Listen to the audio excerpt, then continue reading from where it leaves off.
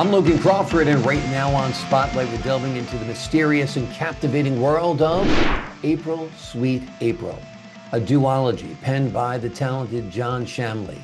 This series invites readers into an enthralling journey of destiny, secrets, and the intricate webs of human connections.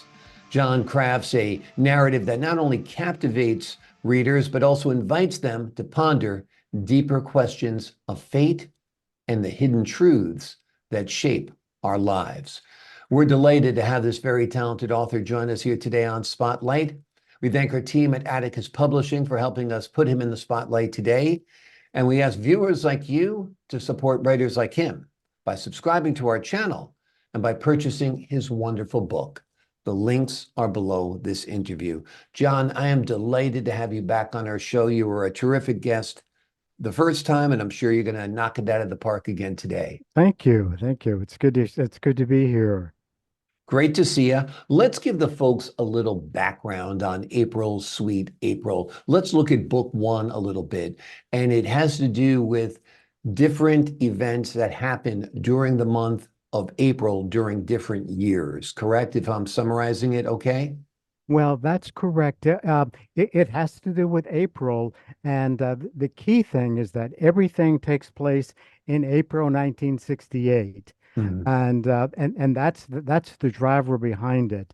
And as because we know, with April 1968, Martin Luther King died, and the other thing that happens in the narrative is that the best friend of the author, the best friend of the main character. The main character is Brad Hemming, but the best friend of Brad Hemmings also died in April 1968. Mhm. And then with the death of King and with the death of the best friend of the main character, his name was Peter Van Groen. It was a very somber time for the main character during this work. I've got to tell you. Yeah. Well, it was a somber time in America in 1968. Martin Luther King was murdered. I believe Bobby Kennedy was murdered the same year, if I'm not mistaken. That's correct. He was killed in August 1968. Yes. Yeah. And racial riots were happening around the country. It was a time of discord.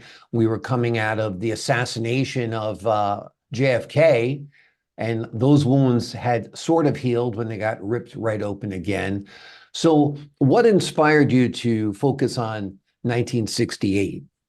Well, it was the timing with just a variety of things were happening, and then the fact that you had a situation of where King died, and then it sort of inspired the concept or the idea of the story, and the when the main character finds out that King has died and also finds out that his best friend has died, he walks through the streets of Chicago during the riots and a variety of things that were going on, from the south side all the way to the near north side, and street by street, and then the agony of all of the sort of things that were going on. And I have to tell you, when I think about it and I put myself back into that period of time, I actually feel the moments of it, and I feel the pressure and the sort of agony of what was going on. And that's the rationale and the idea. And the intent and the hope is that the readers will be able to pick up on that also, because it was a somber time, and I just want them to be able to feel and experience what was going on at that very moment.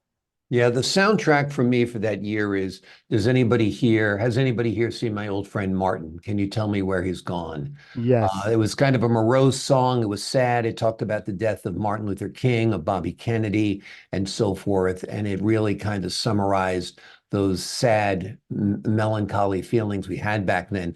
Let's turn now to April, Sweet April, book two. What's this one about? Well, what happens real quick? What happens in volume one is that you have the death of King, and of course the death of the character of the main character's best friend. You have that, but what happens in volume two is that there's a transition, a moving of the story from Chicago, from the streets of Chicago to the streets of Hong Kong, because the best friend of the main character actually was killed, was murdered in Hong Kong, and so the mission there is to go over there and to investigate some of the things that took place.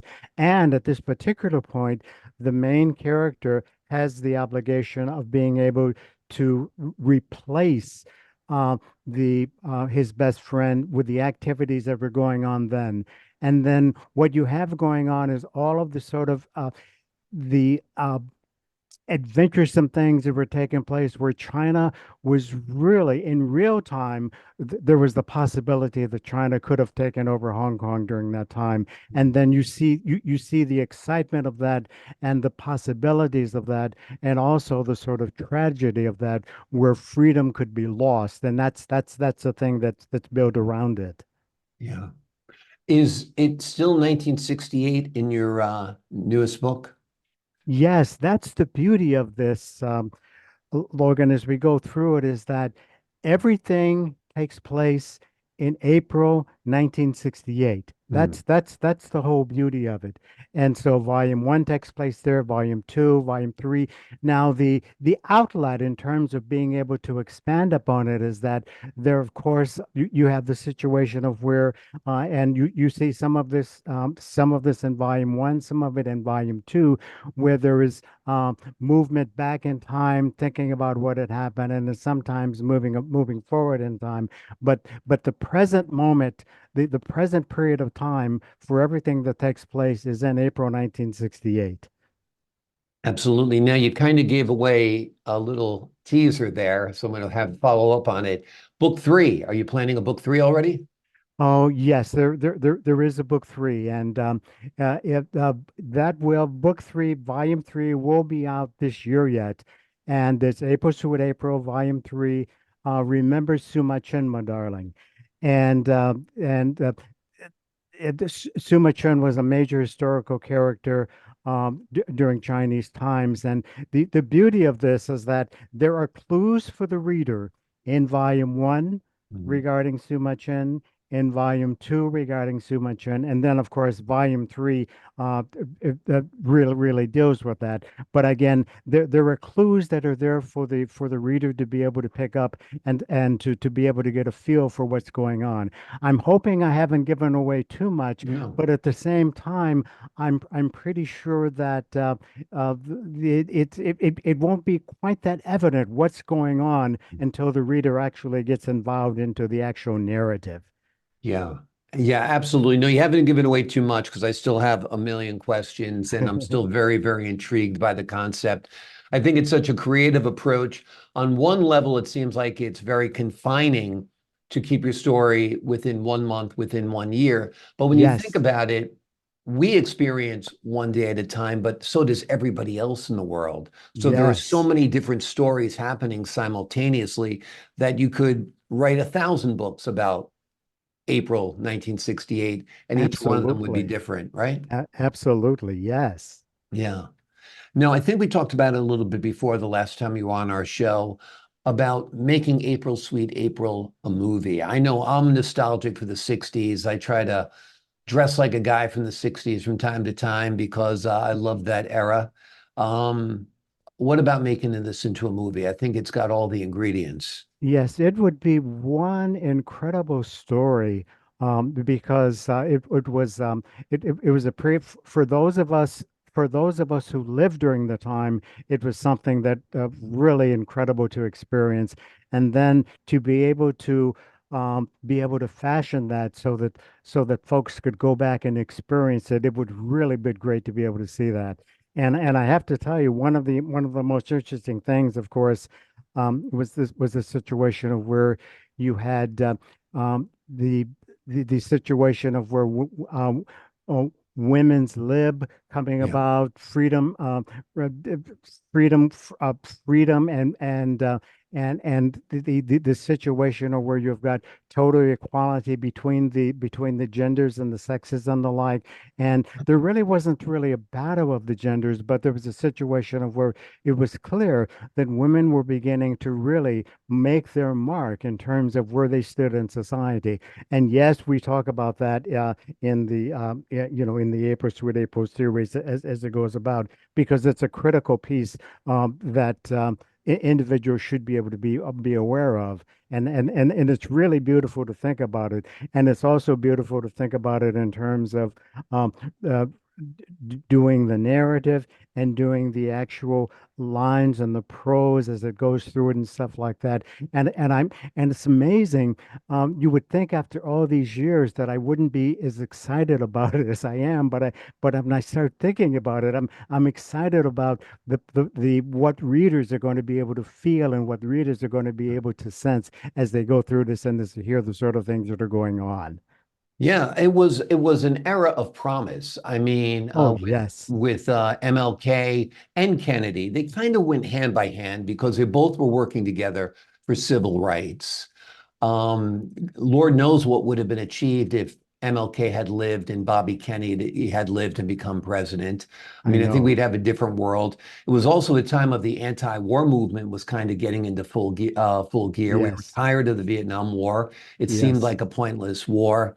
Like you said, the women's movement was turning up full throttle. So it was a time of great, to borrow a phrase, hope and change. Oh, Um, absolutely. and It uh, certainly was. yeah, and it was in a way ripped away from us by assassins' bullets.